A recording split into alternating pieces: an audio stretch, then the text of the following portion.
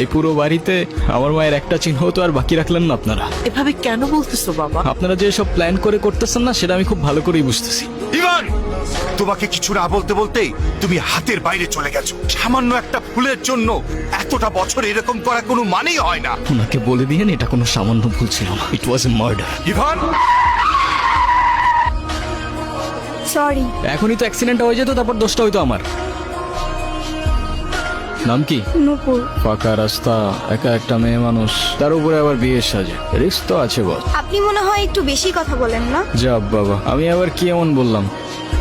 আপনি সত্যি আমার অনেক বড় উপকার করলেন। আমার একটা ফ্রেন্ড আসবে, আপনি তাহলে যান। হ্যাঁ, ওকে। আপনি আবার এদিকে একা একা চলে আসছেন কেন? আপনার ফ্রেন্ড আছে নাই? আপনিও কি ফলো করতেছেন আমাকে? হ্যাঁ, আমিও ফলো করতেছি আপনাকে।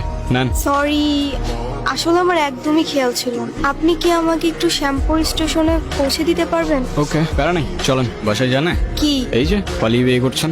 এত কিউরিসিটি থাকা ভালো না, বুঝেছেন? না, আজকাল তো 2 দিনে ভালোবাসা হয়, 3 দিনে পালানোর পর 4 দিনে ডিভোর্স হয়ে যায়। তা আপনার কত দিনের রিলেশনশিপ? অনেক দিন। আপনার কল আসতেছে, কলটা ধরেন। কি হলো, থামলেন কেন? আমার ক্ষুধা লাগছে, খাইতে যাব। আপনি খাবেন? না। ঠিক আছে, খাইলে আসেন, না খাইলে নাই। আচ্ছা, আপনি কি মানুষ বলুন তো? একটা মেয়ে না করলো আর সাথে সাথে তাকে রেখে চলে আসলেন? আপনার ভাগ্যটাও ভালো, আমি আপনাকে 2বার জিজ্ঞাসা করছি। তা না হলে একবারের বেশি 2বার আমি কাউকে বলি না, বুঝলি? চলেন তাহলে আপনাকে পৌঁছে দেই। ঠিক আছে তাহলে, আই গেস আমাদের জার্নি এখানেই শেষ। আচ্ছা, আপনার বয়ফ্রেন্ড কই? আচ্ছা, আপনার ফোনটা একটু দেন তো। শিওর। কি হয়েছে, তুমি কল ধরতেছো না কেন? আমি স্টেশনে এসে দাঁড়ায় আছি। তুমি চলে আসছো, আসলে একটা প্রবলেম হয়ে গেছে বুঝছো। প্রবলেম মানে কি হয়েছে? আসলে দেখো, বাসায় সব জানাইছে, আম্মু বলতেছে যে মেয়ের বাপ মায়ের পরিচয়টাই নাই, সেই মেয়ের আমি ঘরে তুলতে পারবো না। আমার আসলে কিছু করার নাই, আমি আমার ফ্যামিলির কথার বাইরে যাইতে পারবো না। নেন, এই শহরের মানুষগুলোর জন্য কান্না করে লাভ নাই, মুখটা ধুয়ে ফেলেন, আর পারলে সাথে নিজের কষ্টগুলো মুছে ফেলেন। বলছিলাম না, আজকাল মানুষের 2 দিনে ভালোবাসা হয়, 3 দিনে পালাই গিয়ে 4 দিনে ডিভোর্স হয়ে যায়। আপনার তো তাও ভাগ্য ভালো, আগেই কাহিনী শেষ। আমার সাথে বারবার কেন এমন হয় বলতে পারেন? সে যেহেতু আসে নাই, আপনি বাসায় ফিরে যান। না, আমি আর ওই বাসায় ফিরতে পারবো না। ফিরতে চান না মানে? ঠিক বুঝতে পারলাম না। মা বাবা হারানোর পর আমি আমার মামা বাড়িতেই বড় হই। কিরে এত দেরি হলো যে? জায়গা যাই হোক, বেতন দিছে না? মামা দিছে। তো খারাপ আছিস কে? টাকাটা দে। এনে এই 500 টাকা তোর কাছে রাখ। আর তোর মামি আসলি কোষ? আমি হাটে গেছি। মামার একটা বদ অভ্যাস, মামা জুয়ায় আসক্ত। 3 বেলা না খেয়ে থাকলেও তার জুয়া ছাড়া এক মুহূর্ত চলতো না। আর তার জুয়ার সঙ্গী ছিল জাহাঙ্গীর। আরে বাস মিয়া, তুমি আর খেলো না। এমনি তোমার মেলা টাকা বাকি পড়ে আছে।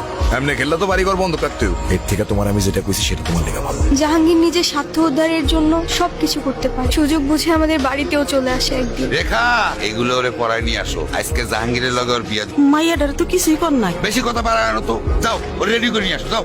এই কান্তাছস কেন? তোরে না একটা পুলায় ভালোবাসে, ওই পুলাটারে কল দে। কল দিয়া পুলাটার সাথে পালায় আসা। তোর জীবনটা নষ্ট করিস না। রনি আমাকে সব সময় বলতো ও নাকি আমাকে অনেক ভালোবাসে, আমার জন্য সবকিছু করতে পারবে। আর যখন কাঁধে দায়িত্বটা পড়লো, সেই ভালোবাসা জানালা দিয়ে পালাই গেল, তাই তো? আমি তোমাকে ভালোবাসি, শুধু এই 3টা শব্দ বলে দিলেই তো আর ভালোবাসা হয়ে যায় না। সারা জীবন পাশে থেকে দায়িত্বটা কাঁধে নিয়ে তারপর ভালোবাসাটা প্রমাণ করতে হয়। আমি এখন কই যাব, কি করব, কোনো কিছুই না বুঝে উঠতে পারছি না। আপনি চাইলে আমার সাথে যেতে পারেন। কোথায়? ভব নদীর 13 পারে। এটা আবার কোথায়? সেটা আমিও জানি না, চলেন খুঁজে দেখি পাই কিনা।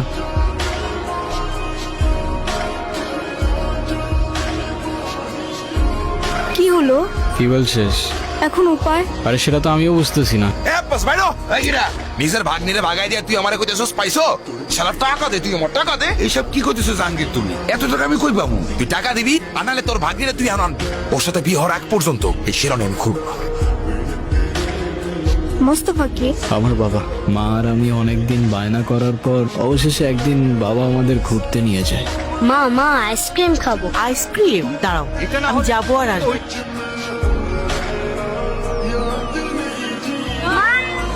আজও যখন দিনটার কথা ভাবি, মনে হয় বাবার দেওয়া সেই সময়টা হয়তো বাবা কষ্ট করে না দিলেও পারত। মা যাওয়ার পর থেকে বাবা আর আমার দূরত্বটাও বাড়তে থাকে, আর শুরুটা হয় বাবার সেকেন্ড বিয়েটা দিয়ে, যেটা আমি কোনোদিনই অ্যাকসেপ্ট করতে পারি। আচ্ছা, তোমার ফোনটা একটু দিবা, মামিকে ফোন করে জানাই আমি ঠিকঠাক আছি। নূপুর, সকাল হয়ে গেছে, যেতে হবে। কোথায় যাব? ওই ছেলেটার না আসার কথা। আরে ওর ভরসায় বসে থেকে আর লাভ নেই, কোথায় না কোথায় কি খেয়ে পড়ে আছে কোনো ঠিক নাই। কই ছিলি তুই? তেল নিয়ে আসছোস?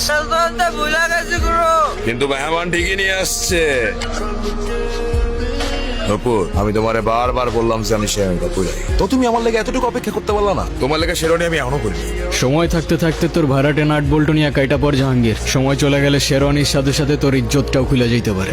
নূপুর, তুমি আসো আমার সাথে। হাতটা ছাড় জাহাঙ্গীর। তুই জাহাঙ্গীরের লগে লাগতে ইস না। এই জাহাঙ্গীর কেনা তুই এখনো চিনোস না? তোর মতো জাহাঙ্গীর প্রত্যেকটা গলির মোড়ে জঞ্জালের মতো পড়ে থাকে, চেনার প্রয়োজনই মনে করি।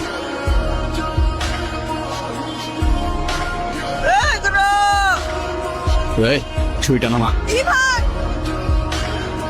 বাবা কোথায়? তোর এই অবস্থা কে করেছে আমাকে বল। আমি কারোর জন্যই কখনো কিছু করতে পারিনি। তুমি কান্না করো না বাবা, আমি আসি তো। নুপুর কোথায়? তুমি নূপুরকে কিভাবে চেনো?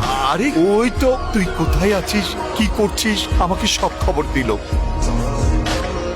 তারপরে সকালে এসে তোর এই অবস্থা দেখলাম। তোর গায়ে কে হাত দিছে খালি একবার বল, বাকিটা আমি দেখছি। বলেন মা কবুল।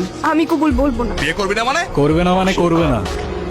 তুই আবার এনেছিস? ওরে আজকে আমি এই সাবধানে, তোর জবানের চেয়ে ওর ট্রিগার ফার্স্ট চল। একবার চেপে দিলে তোর কথা আর আমার কান পর্যন্ত পৌঁছাবে না ভাই। বাবা, এই জাহাঙ্গীর আমার সহজ সরল ভাগ্নিটারে ভয় ভীতি দেয়, আজকে বিয়ে করতে আইছে। আমারে বাঁচাও বাবা। এ বাসাই, তুই আমার লোকে পটি নিতেছস? তোর ভাগ্নির সাথে বিয়ে দেওয়ার কথা বলে তুই আমার কাছ থেকে 1.5 লাখ টাকা নিছস। তুই এখন তোর ভাগ্নির লোকে আমার বিয়ে দিবি আর নালে টাকা দিবি? একটা মানুষ এতটা স্বার্থপর হয় কি হয়? আপনার নিজের মেয়ে হলে এটা করতে পারতেন। বাবা, আমার ভুল হয়ে গেছে, বড় ভুল হয়ে গেছে, আমার মাফ করে দাও বাবা। যার উপর জুলুম করছেন তার কাছে মাফ চান। আমারে মাফ করে দে মা। শোনেন আব্বাস মিয়া, আপনার মেয়ে এখন থেকে আমার মেয়ে হয়েই থাকবে। যেদিন আপনি আপনার স্বভাব চরিত্র পরিবর্তন করতে পারবেন, সেদিন এসে মেয়েটাকে দেখে যাবেন। আমার বাড়ির দরজা আপনার জন্য খোলা থাকবে। আই মা। একটা জীবন সমুদ্রে তার মুক্ত একটা পাখি, আলোতে এলেই দেখা যায় বোকা অন্ধকারের সাথী। সবশেষে পাশে পরিবার, আর পরিবারই তোর লাঠি। ছোট্ট খোকার আকাশ জুড়ে সবুজ প্রজাপতি।